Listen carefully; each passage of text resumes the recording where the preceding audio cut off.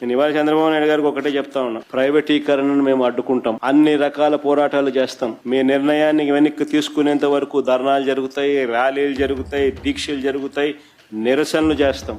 నేను కూడా అక్కడక్కడ పార్టిసిపేట్ కూడా చేస్తాను. అన్ని రకాలుగా దీన్ని అడ్డుకునే కార్యక్రమం, అడ్డుకునే ప్రయత్నం జరుగుతుంది. నేను ఒక్కనే కాదు, నేను రాష్ట్ర వ్యాప్తంగా రాష్ట్ర శ్రేయస్సు కోరే ప్రతి ఒక్కరికి కూడా పిలుపునిస్తా ఉన్నా, ప్రతి పార్టీకి కూడా పిలుపునిస్తా ఉన్నా. అందరూ కలిసి రండి అని కూడా అడుగు. ఇది రాష్ట్రానికి సంబంధించిన ఆస్తులు. ఈ ఆస్తుల వల్ల ప్రజలకు మంచి జరుగుతుంది.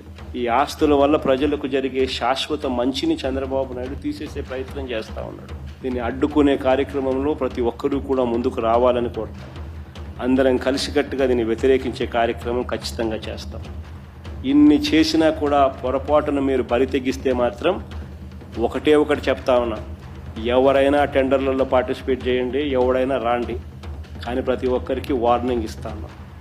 రేపు పొద్దున మేము వచ్చిన తర్వాత రద్దు చేస్తాం, మళ్ళీ వెనక్కి తీసుకుంటాం. ఇది మాత్రం ఖచ్చితంగా అందరూ గుర్తుపెట్టుకోమని చెప్తాను. Shreshta media, like, share and subscribe.